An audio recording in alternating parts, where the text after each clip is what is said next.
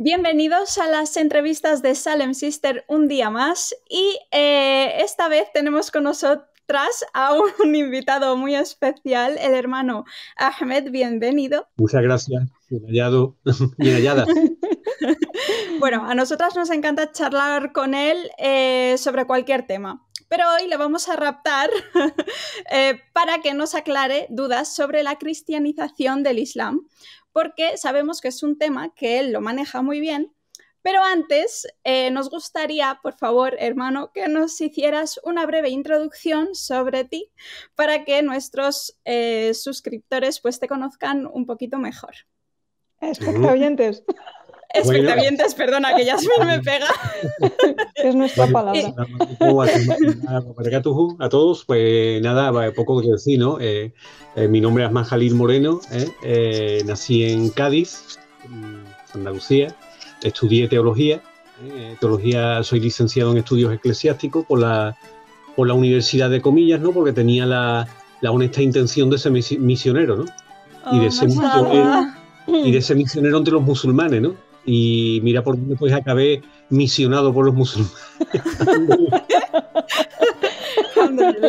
Oye, sí, ¿qué pasó? ¿Qué pasó? Mashallah. ¿Qué pasó? Wow. Pues mira, mashallah, tengo que decir que mi sueño se cumplió con creces, ¿no? Alhamdulillah. Yo quería estudiar Islam, pues bueno, llevo 20 años sin parar de estudiar, inshallah, ¿no? Y espero seguir. Que Allah me conceda la vida, inshallah. Y bueno, pues, ¿qué pasó? Efectivamente, es que ahí está la clave, ¿no? ¿Qué pasó? Primero, ¿dónde estabas? ¿Dónde estaba yo? Bueno, pues mira, yo estaba... mi primer contacto con el Islam fue muy temprano a través de mis padres, mashallah, porque es que yo la Biblia me la devoraba de chico, con 12 años, yo era muy friki. Pero claro, yo me la leía, hombre, desde el punto de vista de la fe, por supuesto, ¿no? Pero el Antiguo Testamento para mí era Juego de Tronos. Fíjate. Yo me lo veía como una cosa épica, apasionante, ¿no? Ahí había de todo, había brujería, había espadas, reyes, había reyes valientes, ¿no? Había reinas seductoras, había magia, había de todo, ¿no? Entonces, yo nunca me escandalicé porque se cargaron los israelitas a toda la población de Cananea y todo eso, ¿no? Eso le daba... no es que le diera emoción, pero yo entendía, claro, pero yo entendía que era cosa de la época e incluso cosa del relato literario, ¿no? O sea, y esto fue a una edad muy temprana, ¿no? Subhanallah. Nunca me dio eso quebraderos de cabeza en el sentido de fe, ¿no? De la fe, bueno, pues son cosas de la época, ¿no? Y probablemente que estas crónicas estarán engordadas, ¿no? Y exageradas, ¿no? Como era costumbre en la época. Entonces, bueno, ¿qué pasa? Pues que mis padres dijeron, como lee tanto fueron a una feria del libro y me trajeron... te soltaron. No, que va. Yo estaba en casa leyendo la Biblia. Niños, a la jugar. Era mi pasatiempo favorito. Y ahora vienen ellos y me dicen, mira, y me traen un ejemplar del Corán, de una traducción del Corán espantosa, horrorosa, pero con una portada ilustrada y muy sugerente, ¿no? Y ellos dijeron, pues, hombre, si como te gusta la Biblia, pues te gustará también esto. Dijeron, ¡ay, qué fuerte! ¡Qué bonito! Sí, ¡Ay, me encanta! Sí, o sea, está en casa de mis padres el Corán ese todavía. ¿Y qué fe tenían ellos? Quiero decir, ¿qué tipo de creencia religiosa tenían ellos? Vamos a ver, ellos, hombre, culturalmente católicos, ¿no? Pero la iglesia no la pisaban para nada, ¿no? Para nada, vamos, bodas, bautizo entonces, bueno, pues culturalmente. Pero ellos sabían, ¿ellos sabían lo que había dentro de ese libro? ¿O simplemente era en plan, no, ellos ya decían, que lee, vamos a darle que lea todas? Claro, como lee la Biblia, pues le gustará también. Simplemente fue el razonamiento que hicieron ellos, ¿no? Entonces, eso con 12 años por ahí, ¿no? Con 12 años. Y después mi primer contacto fuerte con un musulmán lo tuve en la universidad, en Sevilla. Y yo me acuerdo, bueno, pues que yo rezaba la liturgia de las horas, ¿no? Que pocos lo saben, pero los cristianos católicos deberían de rezar 5 veces al día, también. Con el breviario, la liturgia de las horas. Normalmente nada más que lo hacen las curas, monjas, novicios, novicias, ¿no? Qué bueno, no lo sabía. a nivel de laico, ¿no? Pues hay algunas organizaciones, ¿no? Algunos grupos como los neocatecumenales que sí que lo fomentan mucho, ¿no? E incluso obligan, ¿no? Y además es que prácticamente coinciden con las horas. Vamos, se llama liturgia de las horas, efectivamente, ¿no? Pero claro, ¿qué pasa? Que yo iba con mi breviario, ¿no? Con sus cintas de colores, precioso, me encantaba, ¿no? Y de hecho todavía lo conservo, ¿eh? Y entonces cuando la primera vez que vi hacer salada a este hermano, porque coincidíamos, ¿no? Entonces él hacía su salada y yo hacía la liturgia de las horas, y el gato que teníamos pues, también se apuntaba. Son una cosa muy curiosa. Madre mía, yo quiero estar ahí. Yo te digo. Ese gato que al lado lo tenga en el Yarna porque mashallah, era increíble el gato. Bueno, pues nada, yo lo veía a él hacer la salada y digo, la verdad es que lo que yo debería hacer... A él al gato, dices, ¿no? No, al hermano musulmán. Perdón. El gato se apuntaba conmigo, se apuntaba con él también, es ¿no? Que no me extraña, me imagino el aura de energía que teníais en esa habitación. Ya te digo. Vamos, irrepetible, eran momentos irrepetibles.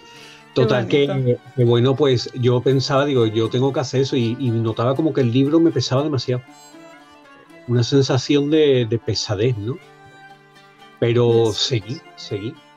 Me metí en el noviciado en Italia, pero muy en contacto con el Islam porque pues el noviciado era muy grande, además que éramos 3 novicios, ¿eh? Era una casa pensada para 50 novicios y estábamos a 30. Perdona, pero es que no sé lo que es novicio. ¿Novicio? Pues mira, novicio es que, a ver cómo te lo explico yo. Cuando tú vas a entrar en una orden religiosa, digamos que eso es como el servicio militar, antes de profesar, ¿no? Antes de hacer los votos, ¿no? O en algunas congregaciones se dice tomar los hábitos, en otras, bueno, en todas se hacen los 3 votos, ¿no? De pobreza, obediencia y castidad, ¿no? Y ya pues eres miembro activo de la congregación, ¿no? Pero antes de eso, pues haces un periodo de noviciado en el que te dan fuerte, ¿no? Con el tema de la espiritualidad, tema de formación, lo que es la espiritualidad propia de la congregación, etcétera, etcétera. Bueno, pues el caso es que, pues como el piso de arriba del noviciado se alquilaba a inmigrantes, pues casi todos los inmigrantes eran musulmanes, ¿no? Pues de la parte de Bosnia, de Macedonia del Norte y de Argelia había. Sí. Y yo me iba con ellos. En Italia. En Italia. Y yo me iba con ellos siempre y hacía las salas con ellos y el maestro novicio estaba encantado porque era muy abierto, ¿no? Y una vez coincidió, hizo el aniversario o lo mataron, no me acuerdo ahora, el asesinato de los monjes trapenses en Argelia. Vaya. No sé si es que fue en aquella época o celebramos una vigilia de aniversario, no me acuerdo qué. Pero yo estaba tan tranquilote en la iglesia y el maestro novicio me llamó diciendo diciendo a la gente que uno de sus novicios, ¿no? Lo había conmovido hasta lo profundo porque a pesar de todo quería ir con los musulmanes, ¿no? Entonces me llamó a mí y me regaló un libro, un libro que era comparación entre Biblia y Corán, ¿no? Entonces, bueno, pues ya digo, ¿no? La vivencia con el Islam pues siempre fue muy estrecha hasta que ya por fin me decidí, ¿no? Fue de muchos años, ¿no? O sea, que el martes pasado se hicieron, celebré mis 20 años de musulmán. Consciente. Yo siempre he dicho que yo siempre he sido musulmán, siempre, que eso sería en Islam, digamos, consciente, ¿no? Cuando yo ya me reconozco como musulmán, pero que yo en el seno de la iglesia era un musulmán y por tanto me daba tantos golpes, ¿no? Claro. Con la institución porque era musulmán, normal. Uy, qué bonito, muchas gracias por abrirnos esta ventanita a conocerte. Sí. Bueno, la introducción nos ha quedado un poquito larga, ¿eh? No, para nada. A mí se me ha hecho muy corta. Efectivamente, Perfecto. y sobre todo con este contenido, ¿no? Pues sí, mashallah. Pues Ahmed, por favor, ¿qué es la cristianización del Islam? O sea, desde el lenguaje que empleamos hasta el propio entendimiento de la misma religión, y nos gustaría que nos dieras unas pequeñas pinceladas de qué se consideraría la cristianización del Islam. Bueno, yo creo que hay que entenderlo desde el fenómeno del orientalismo, ¿no? Pues estamos hablando desde a partir del siglo, ya se daba antes, ¿no? Pero durante la Edad Media el cristianismo, la posición que tuvo con el Islam, claro, el Islam era el gran rival, ¿no? Pues eran, digamos, las dos religiones que creaban imperios, ¿no? Y que aspiraban a la universalidad, ¿no? Dado que el judaísmo pues había quedado, ¿no? Había optado por quedarse solamente en lo que es el pueblo de Israel, que ojo, que el judaísmo también tuvo su época de ambiciones universalistas, ¿eh? Que no es decir, no, no, es que el judaísmo es así, no, no es así. Ahora, bueno, coincide, pero de muchos siglos atrás, pero por ejemplo, en la época de Jesús, ¿no? La pasa con él, el judaísmo era muy universalista y además muy proselitista, ¿no? Pero el caso, bueno, es que en el medievo, pues, claro, digamos, los dos sistemas preponderantes, pues eran cristianismo por un lado, islam por otro. El cristianismo en la Edad Media no tiene que irle tosa porque es un todo monolítico, solamente las iglesias orientales, quizá, ¿no? El patriarcado de Constantinopla, pero por lo demás era el Papa, ¿no? Digamos, soberano absoluto. Y claro, el Islam era visto como un rival, y como rival, pues era cosa del demonio. Así de claro, ¿no? Entonces, pues toda la literatura cristiana pues se encarga de decir que el Islam es un horror, que es un invento del diablo y etcétera, etcétera, etcétera, aunque se empiezan a hacer traducciones del Corán, algunas muy bonitas, ¿no? Como la de Raimundo Lullo. En fin, o sea, no toda la literatura es apologética, no toda la literatura hay alguna comprensión y demás, no, en fin, esto es un todo, pero bueno, el caso es que el gran rival, ¿no? El Islam es el rival a batir, ¿no? Sí. Cuando en el siglo XIX, ¿no? Bueno, a partir de que Napoleón entra en Egipto, ¿no? Y las potencias europeas, Francia e Inglaterra a la cabeza, ¿no? Pues se reparte en el mundo islámico. De lo que se trata es de comprender el Islam, penetrar el Islam, hablando en un lenguaje muy, en fin, muy incluso machista y demás, ¿no? De mentalidad de la época, para desmontarlo, para demostrar su inferioridad. Y qué mejor que mostrar su inferioridad que hacerlo pasar como una especie de trasunto, herejía, o bien del judaísmo o bien del cristianismo. Pero claro, se va a llevar la palma el tema del cristianismo, ¿no? O sea, el Islam como una especie de cristianismo a la árabe, cosa que es absurda. Es absurda porque hay muchos cristianos árabes y siempre los ha habido, y siempre los habrá. Entonces, pero esta gente, bueno, porque se fijaban un poquito en eso. Entonces, ¿qué ocurre? Se trata de explicar, digamos, los conceptos del Islam desde el punto de vista cristiano. Es decir, ¿qué es el Corán? Pues el Corán es la versión árabe de la Biblia. ¿Qué es el imán? Pues el cura musulmán, ¿no? ¿Qué es la mezquita? El templo musulmán. ¿Qué es el salat? La liturgia musulmana, ¿no? Es decir, hay una especie de lost in translation, ¿no? De traducciones sacias y burdas, ¿no? Puede ser que para que el público cristiano, católico o protestante lo entendiera, porque claro, si tú a un cristiano le hablas en vez de, no, no, es que en el Islam no hay pecado, lo que hay es falta, error, pues no lo va a entender, no lo va a entender. Pero en el caso de que no lo va a entender, o sea, aparte de que tomamos por memos, ¿no? a nuestra audiencia cristiana, católica, protestante, o lo que sea, pues de paso nos cargamos el Islam y decimos lo que no es, ¿no? Lo deformamos, ¿no? Esto es la raíz del kufr, el encubrimiento, la distorsión. Entonces, nosotros hemos vivido en el Islam, pero el problema no es esto, el problema es que los musulmanes no los hemos creído. Claro, eso te iba a preguntar. Somos los mayores propagadores de esta visión cristianizante del Islam, o incluso judaizante, que eso ya daría para otro tema, ¿no? Para otra charleta. Pero el problema es que nosotros mismos somos los mayores propagadores, porque en libros de textos musulmanes traducidos al español, pecado, pecado, pecado. Sí. Arrepentimiento. Falta, vamos a ver, tauba no es arrepentimiento. Tauba no es arrepentimiento. El dam, el dunub, el hatá no es pecado. No es pecado visto en el sentido cristiano. y incluso en el sentido judaico tampoco. Claro. Sí que, por ejemplo, el Tauba tiene mucho más que ver con la Teshuvá judía, que hasta se parecen.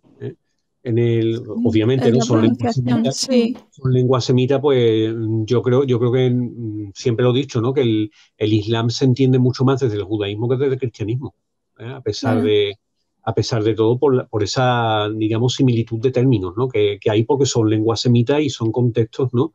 Se desarrollan Sí. en contextos semitas y no abandonan el contexto semita como le ha ocurrido al cristianismo. ¿Mm? El Sí. cristianismo nace en un contexto semita, que es la Palestina del siglo I, pero para el siglo segundo el cristianismo ha abandonado toda raíz semítica. Y Pablo, ¿no? Pablo de Tarso, a Pablo de Tarso le debemos el invento, ¿no? Pablo de Tarso, y ya después, ¿no? Pues hoy en día, pues el Jesús que conocen en las iglesias, pues no es un Jesús semita, es un Ya. Jesús Efectivamente. grecolatino e incluso germánico, ¿no? Incluso Sí. germánico. Entonces, bueno, Exacto. claro, pues bueno, pues sería el tema de la cristianización, cristianización del Islam, sería más o menos esto, ¿no? Así a bote pronto. Entender el Sí. Islam con presupuestos cristianos. Mal Ujú. traducido al cristianismo, Eh, y bueno, pues encubrirlo de alguna manera porque Islam no es cristianismo. O sea, eso Claro. nos tiene que quedar muy claro, porque si fuera cristianismo, pues seríamos cristianos, así de claro. Claro, Así de claro. claro. Exacto, es que a veces se pasa, o sea, yo soy la primera que peco de eso a la hora de, de hablar, como ahora, por ejemplo. Soy Claro. una pecadora. Porque, bueno, pues desde la propia palabra de cuando voy a preguntar a alguien por su conversión, pues digo eso, o sea, empleo la palabra, "Oye, ¿desde cuándo eres converso?" O estos Claro, pecados, lo que bueno, pasa lo es de... que fíjate tú, por ejemplo, con la palabra conversión, eh, claro, es una palabra que tiene unas connotaciones, ¿no? Bastante, pero en latín sí que puede ser correcto, porque Ajá. convertere significa Sí. volverse. Ah, Ujú. Precisamente, ¿eh? Es qué decir, bonito. claro, lo que pasa que Ujú. luego la definición de conversión que da la Iglesia católica, sobre todo, o las iglesias, ¿no? Pues es Sí. una especie de un cambio Ujú. radical, ¿no? Yo antes estaba un cambio de 180 grados, ¿no? Un giro de 180 grados. Sí, Transformarte en el hombre nuevo, ¿no? En el sí. hombre nuevo. Eso es lo que se dice en el cristianismo, ¿no? Ujú. El hombre nuevo, ¿vale? Y yo me agobiaba muchísimo, ¿no? Me agobiaba mucho cuando yo intentaba ser el hombre nuevo y no había manera. Ya. Siempre era el mismo con la misma texto, y hoy en día pues sigo siendo igual. No venía el Claro, hombre nuevo, ¿no? No venía el hombre claro. nuevo. Es que no tiene que venir el hombre nuevo porque Ya. Allah te acepta con lo que tú eres y lo que hace es, digamos, ¿no? Pues Sí, purificar, ¿no? El tasquía, ¿vale? Pero eso es sí. diferente, o sea, es diferente volverse a convertere, es muy diferente a eso de la transformación en el hombre nuevo, ¿no? Sí. Ujú.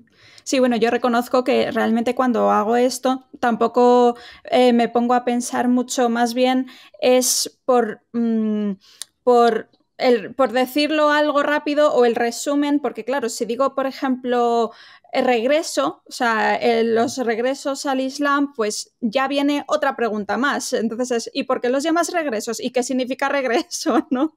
Entonces ya tengo Ajá. que estar explicando, no, porque es que todos nacemos musulmanes y entonces el regreso es el que regresas a ser Claro, musulmán. claro, Claro, mira, por yo evitar normalmente, todo eso, digo mira, converso. yo normalmente lo que digo, mira, llámame lo que quiera menos converso, lo que Ya, quiera. Llámame nuevo musulmán, llámame loco, lo que te dé la gana, pero no me llames converso. ya. Porque no tiene una connotación que no es. Por ejemplo, vamos a ver, cuando yo estaba en la iglesia, pues nos hablaban de la conversión, ¿no? Pero siendo cristiano, o sea, el cristiano en su vida tiene que tener un proceso de siempre convertirse, siempre, muy respetable, ¿no? Es decir, de Sí, transformarse, ¿no? De abandonar, que en el fondo es algo parecido a la tasquilla, pero que sí, suena más radical sí. y digamos que te frustra más, ¿no? A mí me frustraba más porque yo decía, bueno, Claro. pero ¿qué pasa con este hombre nuevo, no? Claro. Si es que cuando parece que estoy un poquito, ¡boom!, otra vez, ¿no? Ya. En tanto que el tauba Sí, es una vuelta constante, ¿no? Y hay de nosotros que si no hiciéramos tauba todos los días, ¿no?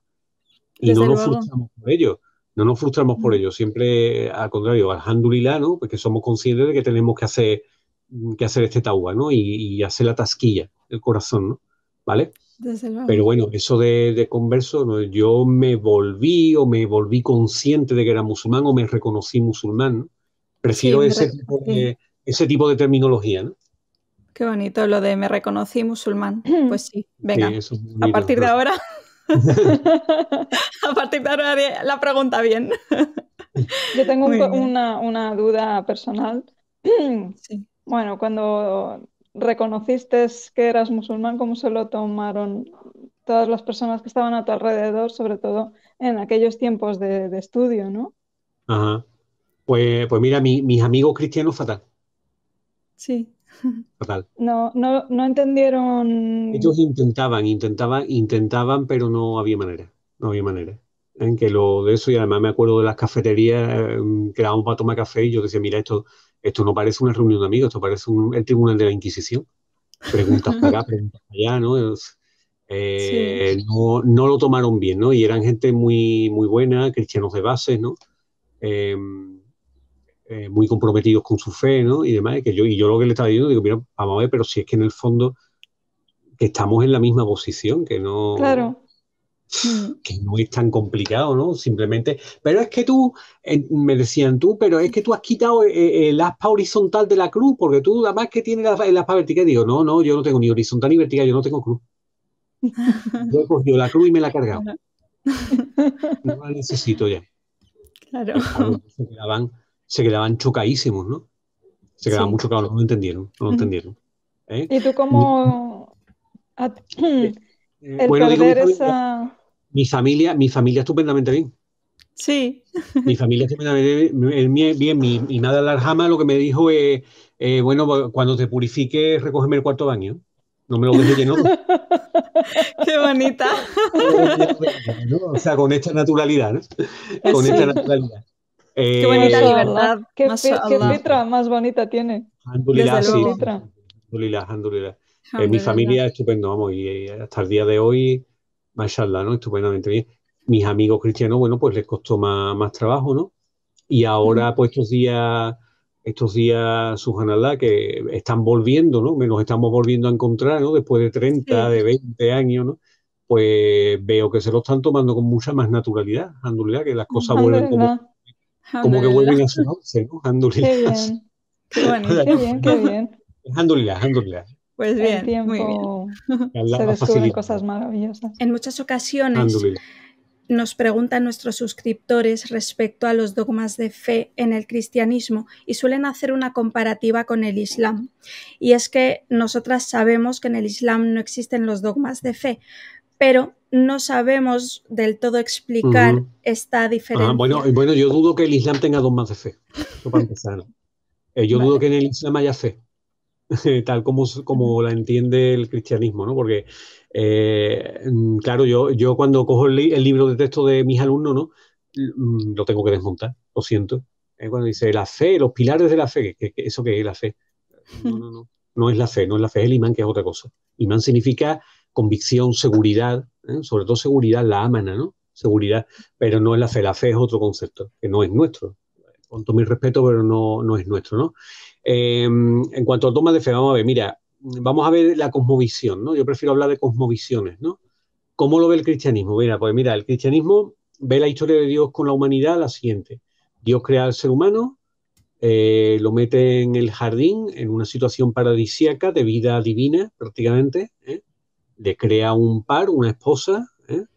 El caso es que, bueno, llega el Shaitán, que es un ángel caído, en la versión bíblica, ¿eh? El Shaitán es un ángel caído, por eso es la sura de Kaf, ¿no? Bueno, Sí. no, en sura de Kaf no me acuerdo ahora, en Al-Imran, creo, cuando Allah habla a los cristianos dice, Kana min al-jin, que Iblis, Kana min Sí, al-jin, era de era los genios. de los genios, no era un ángel caído. Los ángeles no se pueden revelar, ¿vale? Bueno, el caso es que la Biblia es un ángel caído que se disfraza de serpiente, ¿eh? Y seduce a Adán y Eva para que pequen, para que transgredan, ¿eh? Por lo del asunto del fruto, ¿no? Hasta ahí, bueno, más o menos parecido, la consecuencia es la caída, desgracia, ¿no? Digamos. Pero, ¿qué pasa? Que Adán en el cristianismo y en el judaísmo no es un profeta. Adán es el responsable, es nuestro primer padre, por supuesto, ¿no? Pero es el responsable de que todos estemos contaminados y contaminadas. Y la Eva es la responsable de que la mujer esté contaminada, ¿eh? Y de que la mujer tenga el periodo. Y de que la mujer para con dolor. Eso está en la Biblia. Eso está en la Biblia. ¿Y qué pasa? Bueno, pues que el ser humano contaminado por el pecado debe ser liberado, de ese pecado. Entonces, en el cristianismo, Dios suscita a su hijo, que va a ser el cordero de la nueva alianza, igual que Abraham, ¿no? Iba a sacrificar a Isaac, en este caso, y fue como una demora, ¿no? Como una moratoria, ¿no? No lo sacrifique. Mandamos otro cordero, ya vendrá el sacrificio, ¿no? Digamos. Y ellos interpretan pues que el sacrificio de Cristo en la cruz redime al ser humano de ese pecado original, ¿vale? Es el Redentor, por eso dice que Jesús es el Redentor, Cordero de Dios que quita los pecados del mundo, ¿vale? Y entonces hay un gran debate, bueno, pero ¿qué pasa? Seguimos siendo igual de pecadores, ¿no? Y pecadoras, ¿no? Mira cómo está el mundo, ¿no? Sí. Y los cruzados, fíjate tú cómo eran, ¿no? Sí. Los salvajes y asesinos que podían llegar a ser, ¿no? Entonces, ¿qué ocurre, no? ¿Qué ocurre? Bueno, ya la teología, ¿no? Bueno, es que nos quedó como una tara, no sé, bueno, pero vamos a ver si Dios es perfecto, cura perfectamente, ¿no? Es decir, cuando Jesús cura, ¿no? En los evangelios cura a la hemorroísa y de eso, bueno, pero a la hemorroísa le quedó una tara. Bueno, pero el ciego le visqueaba. No, los curaba totalmente. Allah cuando cura totalmente. Entonces, pues ahí hay no sé, como lo diría yo, ¿no? El caso que sería eso, ¿no? Pues que esa sería la cuestión. Jesús nos ha redimido de ese pecado original del cual todos estamos contaminados, ¿no? Y que si no funcionamos como debemos funcionar es porque nos ha quedado esa tara, es decir, que no se nos ha quitado. Digo yo, ¿no? A lo mejor hay cristianos que vean el vídeo que dicen, pero ¿qué está diciendo este loco? Y se echarán las manos a la cabeza, pero es que bueno, a bote pronto es así, hermano y hermana, ¿no? Lo siento, si no veas este vídeo. Nadie te obliga. En el Islam, vamos a ver, en el Islam no hay historia de salvación, en realidad. En el Islam es el ser humano que no ha heredado ningún pecado, obviamente original, que Adán es un profeta. Adán lo que tuvo fue un desliz, una debilidad, de la que tenemos todos. No se habla de serpiente en el Corán, por ejemplo, ¿no? O sea, este asunto mitológico, ¿no? De la serpiente. No se habla de serpiente, se dice que Shaitán fue y les vendió la moto, digamos, ¿no? O sea, yo siempre le digo a mis niños que el Shaitán es el primer publicista. ¿Por qué? Porque te vendió a Adán y Eva una cosa que no les hacía ni puñetera falta. Porque, eso es verdad. Queréis ángeles, pero ¿para qué queréis ser ángeles? Si los ángeles se han postrado delante vuestra, ¿para qué queréis ser ángeles? Almas mías. Sí. Pero eso es el arte de la publicidad, ¿no? El venderte cosas que tú no necesitas para nada. Antes, claro, ¿no? Pero bueno, los pobres cayeron. Y el no controlar tus sentimientos, ¿no? Y el no saber controlar tus sentimientos. Los pobres cayeron y bueno, el ser humano pues es así, ¿no? Somos así, ¿no? Nos engañan y demás, ¿no? Pero eso no hace, o sea, además fíjate tú qué bonito, ¿no? Que frente al valle de lágrimas, que es la tierra, ¿no? Allah en el Corán le dice a Adán y Eva, esta tierra será para vosotros morada de disfrute. Es decir, que, hombre, venimos a esforzarnos, venimos a ser probados, obviamente, ¿no? Pero también venimos a disfrutar, ¿eh? Que no se nos olvide. Que venimos a ser felices también. Y que esa felicidad, pues, es un trasunto de la felicidad futura, ¿no? Inshallah. Pero aquí venimos a ser felices. También, O sea, eso contra ciertas doctrinas, ¿no? Hermano, es que aquí esto es para sufrir, esto no sé qué, no sé cuánto. A ver, yo de hecho el profeta Adam fue de tanto que le insistió el shaitán, pero en realidad él no cayó por ya aburrimiento, sino porque él no podía creer, esta es la versión que yo estudié, o sea, el profeta Adam no podía creer que alguien le jurara por Dios algo mentira. Entonces el shaitán le juró a Adam y a Eva de que Allah les concedería la vida eterna si comían del fruto prohibido. Entonces ellos no le hacían caso, pero cuando llegó el shaitán a jurar por Dios de que esto sería así, entonces, como él no se podía creer que alguien podía jurar en vano, o sea, mentira, entonces la comió. Y ahí fue cuando pecaron y todo eso. Pero yo me lo tomo a que... ¿Cuándo? ¿Cuándo qué? Pecaron. Cuando... Espera, entonces, ¿eso qué tengo que decir en vez de pecar? ya que para que nos entendamos, pecar o mete la pata. Vale, o errar, ¿no? Bueno, yo no conocía este comentario, te agradezco mucho que lo hayas compartido. El caso es que, bueno, Allah nos ha creado débiles y lo más maravilloso de todo es que así de débiles nos ama, ¿no? Sí. Y nos ha montado el tinglado, entre comillas, sin necesidad alguna. De hecho, para mí la historia de Adam es el ejemplo de que nosotros conozcamos nuestra propia materia y nuestra propia, o sea, que tenemos ahí el ejemplo vivo de qué es lo que nos toca, que sí o sí vamos a pecar, que no nos sintamos tan mal por ello siempre y cuando... ¡Ay, perdón! Vamos a errar. Nos vamos a equivocar. Nos vamos a equivocar. Pero claro que Allah nos ha dejado el camino del Tauba, ¿no? Exacto, siempre y cuando pidamos perdón. Rahim, ¿no? Tawwabur Rahim, ¿vale? ¿Se puede pedir perdón o tampoco se dice así? Pedir perdón. Pedir perdón, el Maghfira, pues hay gente que dice que tampoco es perdón, tampoco es pedir perdón eso. Es que no hay quien hable.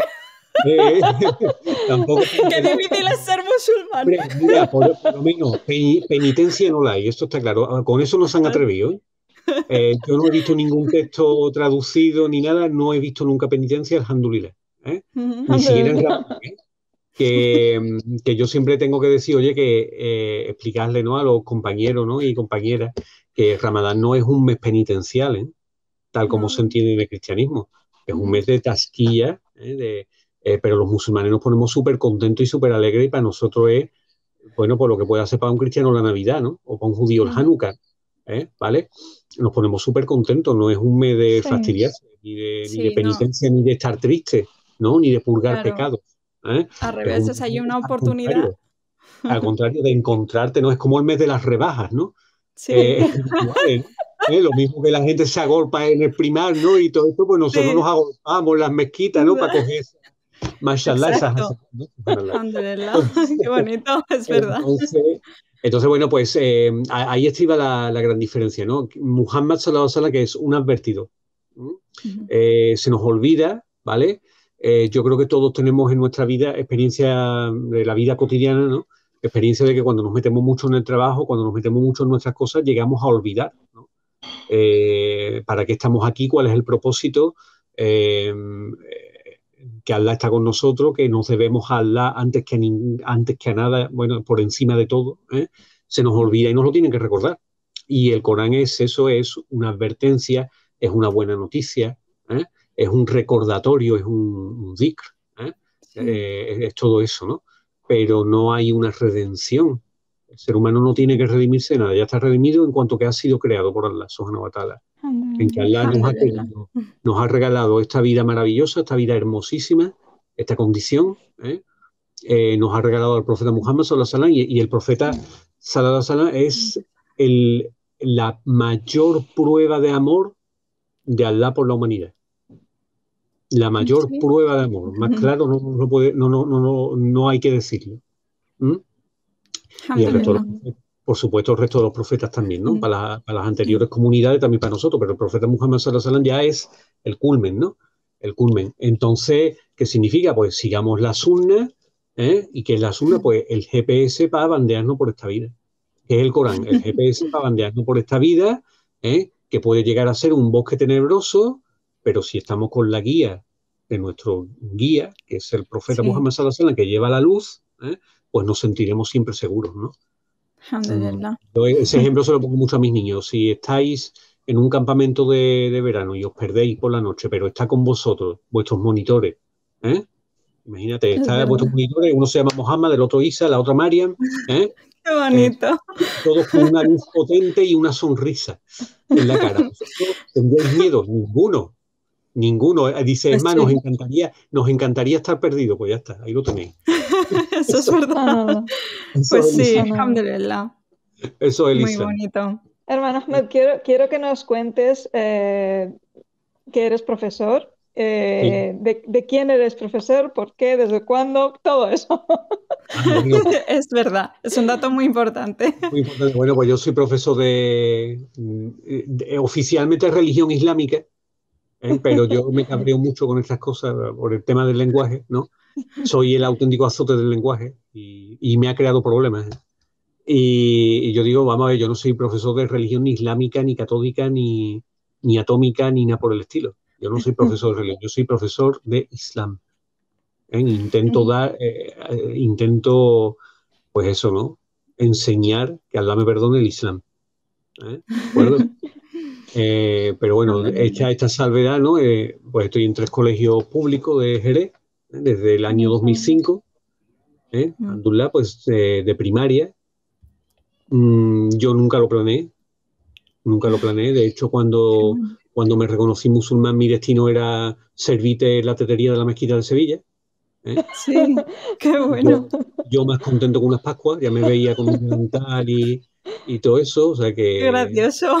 No estaba planeado, no lo planeé. Con todo el conocimiento que tiene él. Ya te digo. No lo planeé. Además, mira, un vivo ejemplo de cómo nosotros pedimos esto y Allah nos da esto siempre. Sí, yo no lo planeé. De repente, Abdelkarim Cazorla Al-Arhamu me llamó, me dijo, ¿quieres dar clase de Islam? Y yo, ay, Dios mío. Pero si estoy empezando, ¿cómo voy a dar clase de Islam? Pero bueno, alhamdulillah. Hasta aquí, ¿no? Alhamdulillah. Más quisiéramos haber tenido un profesor de Islam como tú, hermano. Ya lo creo.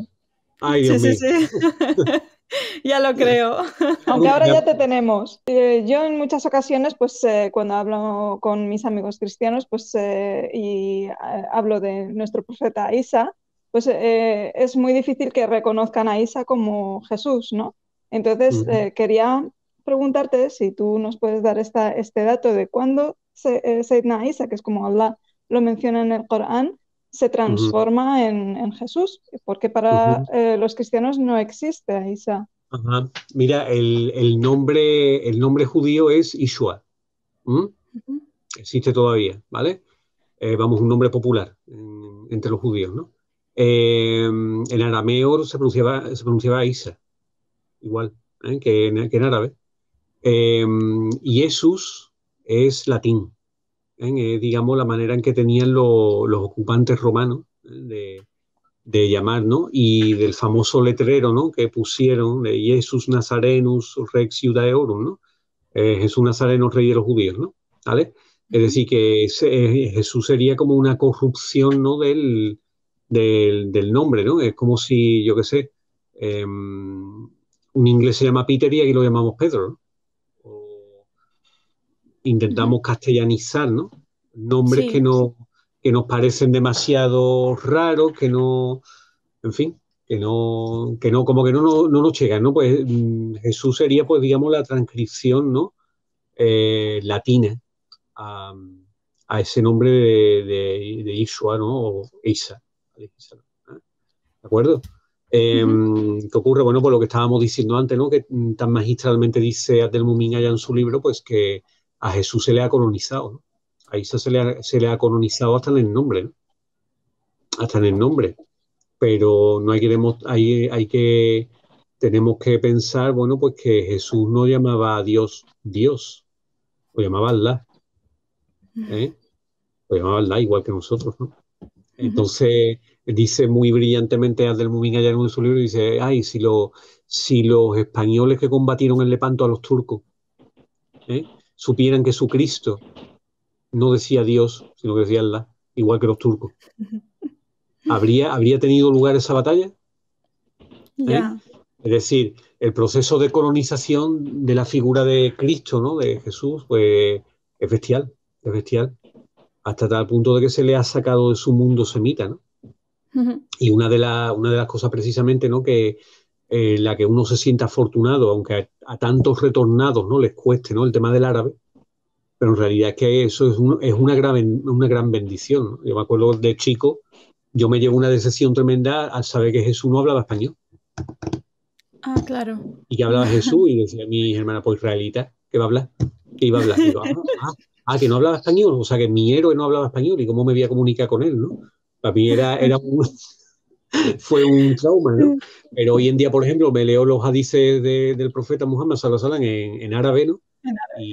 Y no puedo por menos que dar gracias, ¿no? Porque no ha sufrido, la figura de nuestro profeta sallallahu alaihi wasallam no ha sufrido esa colonización, ¿no? Tan fuerte, ¿no?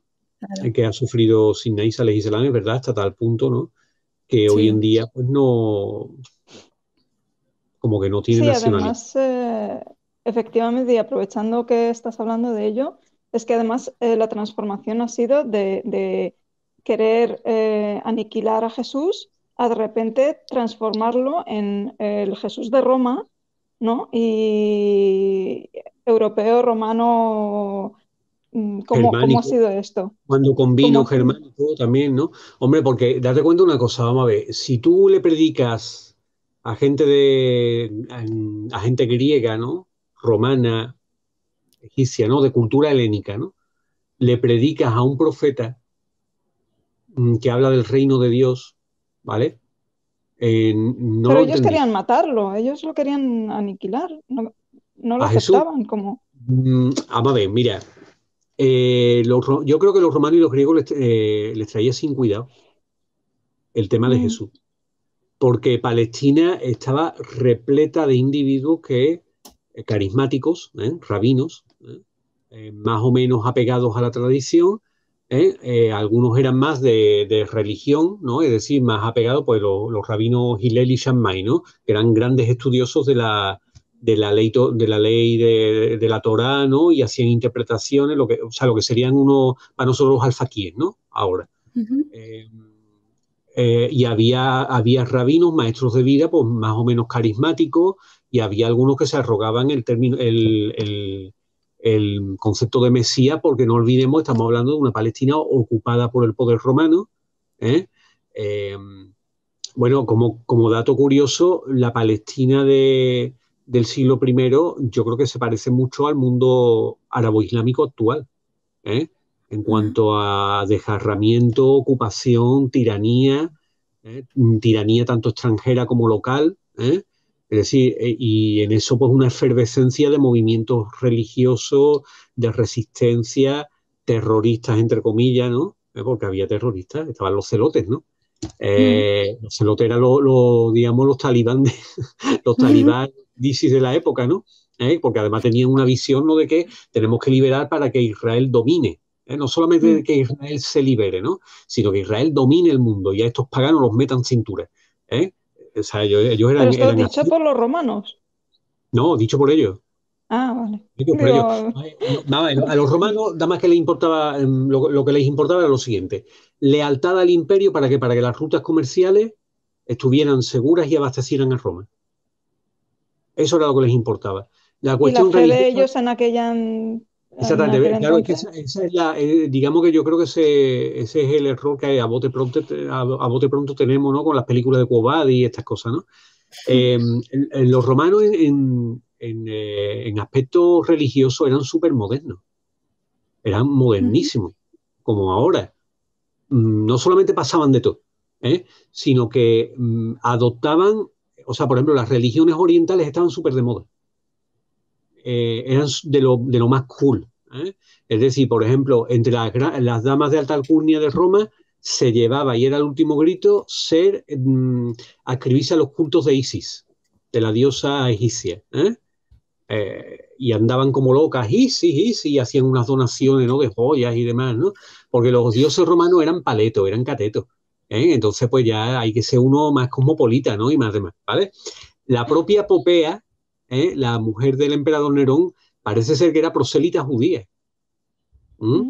Y tenía rabinos en el palacio, ¿no?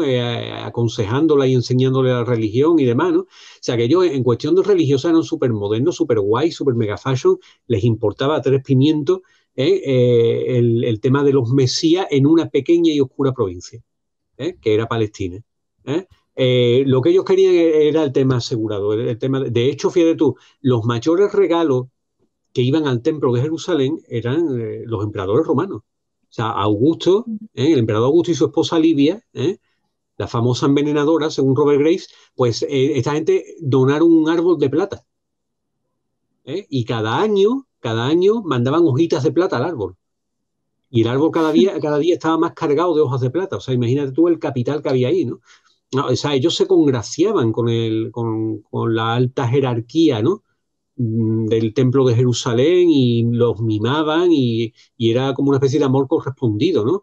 Y de hecho, cuando a Calígula le dio la locura, ¿no?, y quiso poner una estatua suya en el patio del templo, se armó lo que se armó y dijeron, Tate, el gobernador romano, Tate, que esto no puede ser, ¿eh?, que hasta gente hay que tenerla tranquilita, en sentido religioso. Que recen, que mientras que no recen, no andan con el sicar, con el puñal, ¿vale? Mientras que recen y tengan el templo bonito y puedan venir a sus peregrinaciones y todo esto, Roma va a estar tranquila, ¿vale? El problema era cuando ya había, pues, bandolerismo, cuando había, es decir, había muchas corrientes del judaísmo que decía que la alta jerarquía del templo, pues, había traicionado a Israel y se había vendido a los paganos, con lo cual había que también aniquilarlos, ¿no? Había que hacer una gran purificación, y a los romanos echarlos y echarlos también a ellos, ¿no?, al tema del templo. Por eso cuando el famoso episodio del templo, ¿no?, de que Jesús se cuela en el atrio del templo y empieza a tirar las mesas de los cambistas, ¿no?, y dice, habéis convertido mi casa en casa de ladrones, ¿no?, y demás, bueno, pues eso, claro, te dicen gesto profético. Gesto profético. Eso no es un gesto profético, eso, hermano, eso es un golpe de Estado. Eso era muy fuerte. Eso era muy fuerte, para Roma, pero sobre todo para el sistema judío colaboracionista, porque el templo era el corazón místico, espiritual, político y económico de la Cuando nación. hablamos de templo en Jerusalén, ¿cuál de ellos? Bueno, el templo de Jerusalén, ahí está la cosa, que por eso hay tanto follón ahora, ¿no? El monte del templo es donde están ahora la explanada de las mezquitas. Y hay tanto de eso porque hay grupos judíos que quieren volver a edificar el templo. Ellos no tienen culto ahora. O sea, los judíos no hacen culto, no hacen sacrificio. Lo que hacen en las sinagogas es estudiar, es recitar y demás, pero no hacen culto, ¿vale? No hay sacerdocio en Israel ahora. Israel entendido como la comunidad judía universal. No hay sacerdocio ahora. ¿Por qué? Porque para que haya sacerdocio tiene que haber templo. Hay muchos grupos judíos actuales que quieren restaurar el templo. Por el templo de los romanos se cansaron, dijeron, esta gente ya no podemos más con ellos, se sublevan mucho, dan muchas molestias a Roma, destrozamos el templo y todo lo que hemos invertido en el templo nos lo traemos de vuelta a Roma. Que es lo que se ve en el famoso arco de Tito, ¿no?, llevándose el candelabro, la menorá, ¿no?, el candelabro de Sirebrazo, los romanos. Pues eso, porque ya estaban hartos, ya es que decían, no, esta gente ni que tú les regales ni que nada, es que son como son. Son como son, y lo que hay que hacer es cogerlo, dispersarlo a los cuatro vientos y que se acabe el tema ya, ¿no? Entonces, bueno, pues ahí está la cosa, ¿no? Entonces ellos crean un cristianismo, ¿no?, nuevo, Ajá. con un Jesús Bueno, vamos a ver, europeo. A ver, mira, el cristianismo, en un principio, el cristianismo era una secta judía más, de las muchas que había. Pues estaban los esenios, bueno, grupos como los fariseos, ¿no?, los saduceos, que de eso hay constancia en los evangelios canónicos, ¿no? Entonces, en un principio, los cristianos pues son los seguidores judíos que observa la ley judía de este rabino que se llama Jesús, que es un rabino de tantos, ¿no? Porque claro, cuando se habla de Mesías, ellos esperaban un Mesías político, ¿no? Un Mesías que iba a liberarlos del dominio romano, ¿no? Que iba a purificar Israel, ¿no? Y Jesús no hace nada de esto. Jesús, por lo que sabemos de los evangelios canónicos, ¿no? Lo que hace es predicar el reino de Dios, que es una cosa mucho más profunda y más, hasta más radical, ¿no? Que todo eso, ¿no? Pero no es el Mesías que ellos esperaban, ¿no? Un héroe triunfante, ¿no? A caballo, que iba a echar a los romanos al mar, ¿no? Y a purificar Israel y a establecer el dominio de Israel sobre todo el mundo, ¿no? No era eso, ¿eh? Hubo anteriores a él y hubo posteriores a él, por ejemplo, la revuelta de Simón Bar Kokhba, en el Hijo de la Estrella, que este se proclamó Mesías también, ¿eh? Y en el siglo XVII tenemos otro Mesías en Estambul, ¿eh? Que por cierto luego se convirtió al Islam y dejó a los judíos decepcionados perdidos, ¿no? Pero que esa atención al mesianismo siempre ha estado en el mundo judío, sobre todo en épocas de tribulación, ¿no? En épocas de dominio extranjero, de dispersión, de persecución, etcétera, etcétera, etcétera, ¿vale? Entonces, pues los cristianos eran un grupo más, un grupo más. ¿Qué ocurre? Que a un cierto punto, un señor que se llama Pablo de Tarso, que era judío, fariseo, ¿no? Ultra ortodoxo, ¿no? Que diríamos hoy en día, ¿no? Pero que de cultura greco-latina, pues en un momento dado parece ser que se da cuenta de que por cuestiones de marketing, no va a poder camelarse a los griegos y a los romanos, que eran la gente guay, que eran la gente cosmopolita, que eran la gente dominante, que manejaban pasta, no se los iba a poder camelar con ese rollo palestinense, ¿no? De semita, ¿no? De Dios que hablaba a través de sus profetas, de Dios que el oprimido, que no sé qué, no sé cuánto, ¿no? Y entonces, pues, lo que sí ve Pablo, y estoy leyendo entre líneas, estoy haciendo mi tesis, que nadie diga luego que hay que ver lo que dice, ¿no? Vamos a ver, yo esto es lo que interpreto, nadie está obligado, gracias a Dios, porque yo soy un mindundi, no. Pero Pablo, claro, aquí hay una labor de marketing, ¿no? Pablo ve que para los romanos sí que les es muy familiar que a los emperadores se les deifique, ¿vale? Se les deifique. A Augusto cuando murió lo hicieron Dios.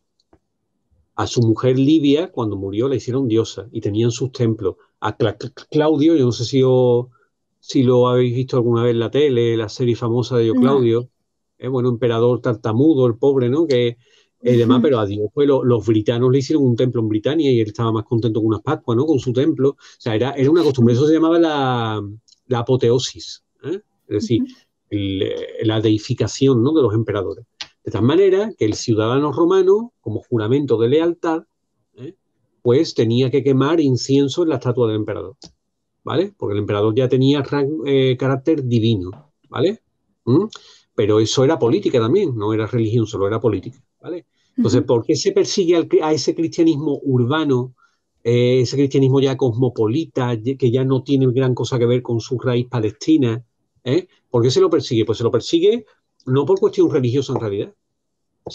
Ya hemos dicho, ¿no? Que los romanos en cuestión religiosa eran muy tolerantes, ¿no? Cultos mistéricos había un mogollón en Roma y en las ciudades del imperio y no pasaba nada, ¿no? Al contrario. El problema es que esta gente se niega a quemar incienso en la estatua del emperador. Y eso es visto como un delito de lesa majestad, de alta traición. Es decir, te obligamos a que jures la bandera y no la juras.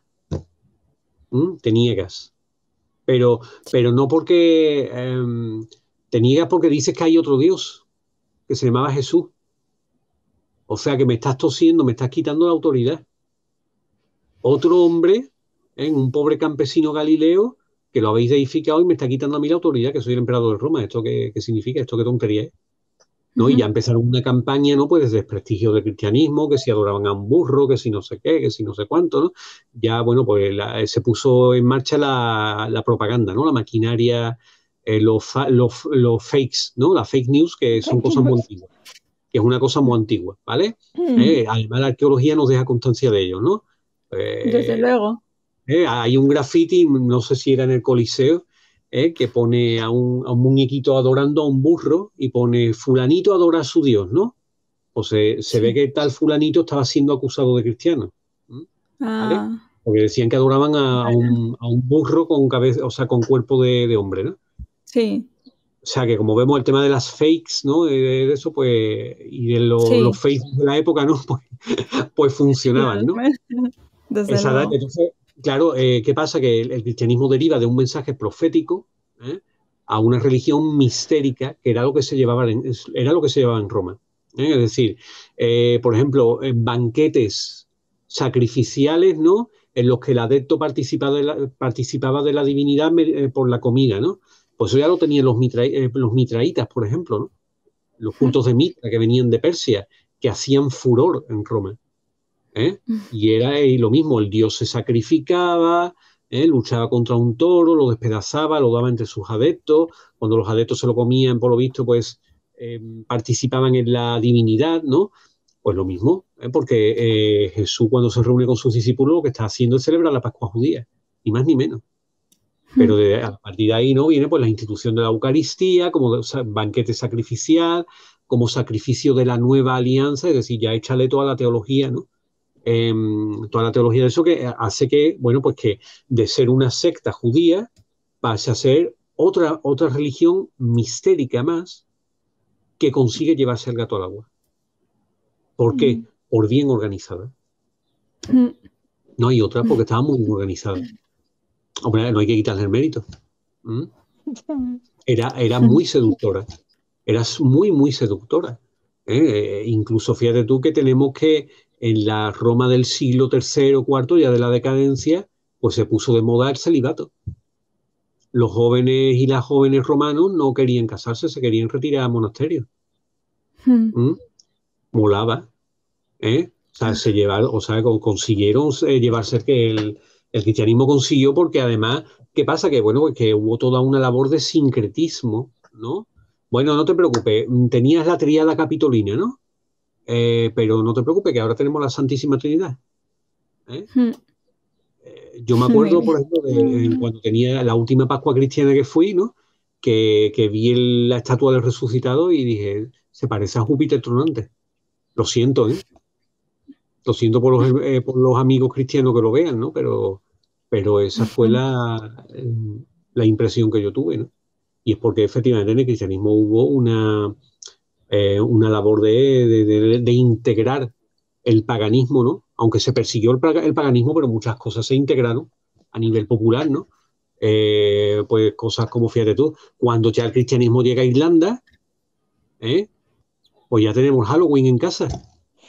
Claro. La bendición del fuego sagrado. La bendición del fuego pascual, yo no sé si se hacía litúrgicamente, si se hacía en los primeros siglos del cristianismo, pero lo que sí está claro es que los celtas bendecían un fuego sagrado en una de sus festividades. Y eso el cristianismo lo incorporó también, ¿no? Sí, que San Patricio cuando evangelizó Irlanda, pues hizo lo propio. Pero yo no puedo acabar con el druidismo, con siglos de druidismo, acabarlo por arte de Virtivirloque, ¿no? Yo me lo tengo que camelar, ¿no? ¿Vale? Sí. Y eso hicieron, efectivamente, ¿no? Otra pregunta, y es que mucha gente confunde infieles con todo aquel que no es musulmán, cuando no es así. De hecho, en el Corán pone que Allah quiere a la mayor parte de la gente en el paraíso.